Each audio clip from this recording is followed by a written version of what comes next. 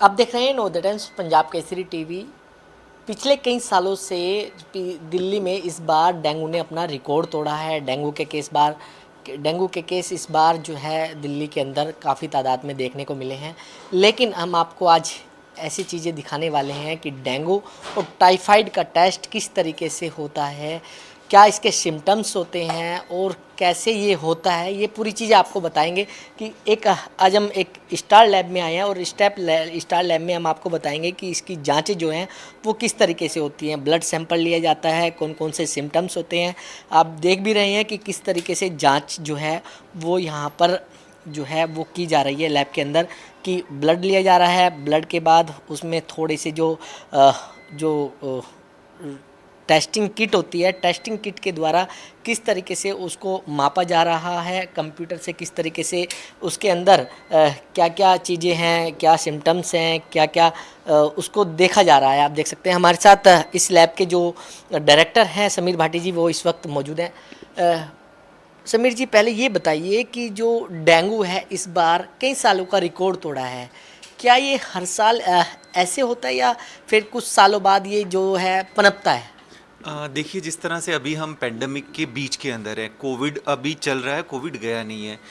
Dengue की इस बार अगर आप बात करें तो dengue basically viral vector disease होती है। जैसा कि हम सुनते हैं कि आपका डेंगू हो गया, मलेरिया हो गया, इसके अलावा आपका चिकनगुनिया हो गया, और अभी जो जीका के भी केसेस हमने देखे थे कुछ राज्यों के अंदर, ये सब मच्छर के काटने से ज़्यादातर होते हैं।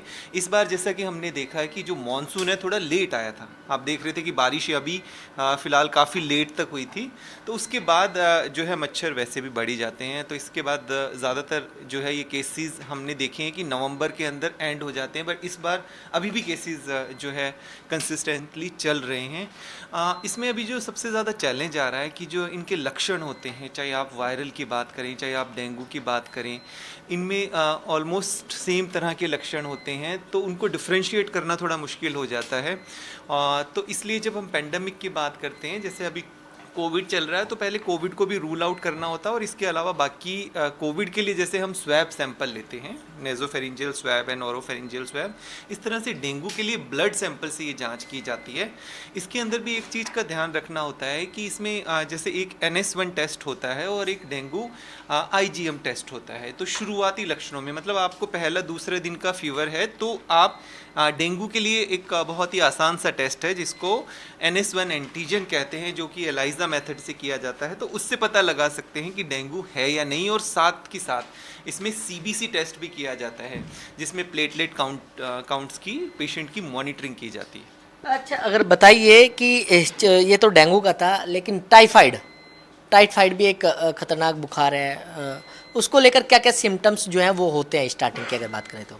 देखिए, टाइफाइड के भी इस बार केसेस देखे गए हैं। इनफैक्ट डेंगू के केसेस थोड़े ज़्यादा देखे गए हैं। टाइफाइड की भी हम बात करें तो टाइफाइड जिस तरह से वाटर बॉर्न डिजीज़ है, उसके अंदर भी उसी तरह से पेशेंट को फीवर की हिस्ट्री होती है। इसके अलावा हेडेक वगैरह रहता है, लॉस ऑफ एपेटाइट रहता है, इस तरह के कुछ उसके अंदर सिम्टम रहते हैं। जीका के अंदर भी कुछ इसी तरह के। जीका के अंदर खैर लक्षण ज़्यादातर पेशेंट्स को नहीं देखे जाते, बहुत ही माइल्ड सिम्टम होते हैं, बहुत हल्के सिम्टम होते हैं। तो इसलिए इन बुखारों को डिफ्रेंशिएट करने के लिए आपको जांच करा लेनी बहुत ज़्यादा ज़रूरी है। लेकिन डिफरेंट क्या है इसमें अगर टाइफाइड की बात करें या डेंगू की बात करें तो? देखिए, टाइफाइड डेंगू की जब हम बात करते हैं, डेंगू के अंदर एक होता है डेंगू हेमोरेजिक फीवर। तो उसके अंदर थोड़ा सा वो एक गंभीर अवस्था हो सकती है पेशेंट की। तो इस वजह से डेंगू टेस्ट करने के बाद उसके प्लेटलेट काउंट्स की मॉनिटरिंग करना, और हीमेटोक्रिट एक उसके अंदर और होता है, इनको मॉनिटर करना बहुत ज़्यादा ज़रूरी होता है। क्योंकि डेंगू के अंदर एक तो हेमोरेजिक आप सुनते होंगे, जिसके अंदर इंटरनल ब्लीडिंग शुरू हो जाती है, और एक डेंगू शॉक सिंड्रोम। इस बार जिस तरह से हम देख भी रहे थे, यूपी के कुछ राज्यों के अंदर जब देखा गया था कि केसेस बढ़ रहे थे, तो वहाँ पर जब जीनोम सीक्वेंसिंग की गई तो उसमें पता लगा कि इस बार डेंगू का D2 स्ट्रेन था। तो जो D2 स्ट्रेन है उसको थोड़ा खतरनाक और घातक माना गया है। तो इसलिए जो है डेंगू का टेस्ट टाइम से करा के और उसको मॉनिटर करना बहुत ज़्यादा ज़रूरी है, क्योंकि इसमें ज़्यादातर होता है पेशेंट को फीवर होता है, फीवर सेटल होने के बाद, मतलब फीवर ठीक होने के बाद उसको लगता है मैं ठीक हो गया, और उसके बाद जो है प्रॉब्लम होना शुरू होती है। लेकिन मेरा सवाल ये है कि जब डेंगू होता है, डेंगू के साथ साथ जो है प्लेटलेट जो होती है वो काफ़ी कम हो जाती हैं, तो लोगों को काफ़ी घबरा जाते हैं, चिंता सताने लग जाती है। देखिए, इसमें पैनिक या घबराने वाली बात नहीं है और ज़रूरी नहीं है कि सबके प्लेटलेट कम होते हैं। डेंगू पॉजिटिव आ गया, प्लेटलेट आपके नॉर्मल भी हो सकते हैं। हाँ, प्लेटलेट को मॉनिटर रेगुलर करना बहुत ज़्यादा ज़रूरी है। तो इसमें बस बताने वाली बात ये है कि अभी किसी भी तरह का फीवर, क्योंकि आप देखिए डेंगू भी चल रहा है और अन्य तरह के फीवर भी चल रहे हैं, तो इनफैक्ट कोरोना के भी कुछ केसेस हैं, तो इसलिए उनको डिफ्रेंशिएट करना ज़रूरी है। तो आपको अगर कोई भी इस तरह के सिम्टम आते हैं, स्पेसिफिकली बुखार या जोड़ों के अंदर दर्द, मांसपेशियों में दर्द, तो तुरंत आपको अपने डॉक्टर से संपर्क करना बहुत ज़्यादा ज़रूरी है। अच्छा, इसकी जांच कैसे की जाती है, आप थोड़ा सा दर्शकों को बताएंगे अपने लैब के माध्यम से? जी देखिए, जिस तरह से हमने देखा था कि कोविड के लिए हम स्वैब सैंपल लेते हैं और उसके लिए एक अलग से लैब बनी हुई होती है, इसी तरह से डेंगू के लिए भी आप ये देख रहे हैं कि डेंगू की जांच की जा रही है।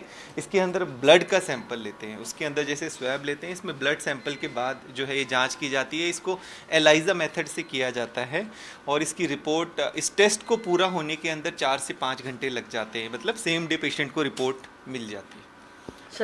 कुछ हमारे दर्शकों को मैसेज देंगे कोई कि अगर किसी को बुखार या थोड़ा सा भी जो सिम्टम्स हैं, थोड़ा सा सिम्टम्स के बारे में आप थोड़ा सा बता ही दीजिए दर्शकों को। जी बिल्कुल। देखिए, लक्षणों की बात करें तो आपको ध्यान रखना ज़रूरी है कि जैसे आपको बहुत तेज बुखार है, इसके अलावा आपके जोड़ों के अंदर दर्द है, मांसपेशियों के अंदर दर्द है और डेंगू के अंदर स्पेसिफिकली आँख के पीछे वाले हिस्से की तरफ थोड़ा दर्द रहता है। ऐसे कोई भी लक्षण हो तो आपको फिर सेल्फ ट्रीटमेंट नहीं करना और ज़्यादातर डेंगू के अंदर कोई भी किसी तरह की पेन किलर्स वगैरह नहीं ली जाती है। तो इस तरह के कोई भी लक्षण हो तो वो डेंगू की तरफ इशारा करते हैं, तो आपको ध्यान रखना है, आपको तुरंत अपने डॉक्टर से संपर्क करके और अपनी जांच ज़रूर करानी है। तो बिल्कुल, अगर किसी को ये जो सिम्टम्स हैं जो डॉक्टर ने बताए हैं कि अगर किसी को ये चीज़ें हैं तो अपना इलाज जो है डॉक्टर से कराएं। दिल्ली से कमल कुमार कंसल, नवोदय टाइम्स, पंजाब केसरी टीवी। हमसे जुड़े रहने के लिए हमारे YouTube चैनल को सब्सक्राइब करें और नई वीडियो की नोटिफिकेशन के लिए बेल आइकॉन को दबाएं। अगर आप ये वीडियो Facebook पर देख रहे हैं तो लाइक जरूर करें और ज्यादा से ज्यादा शेयर करें। धन्यवाद।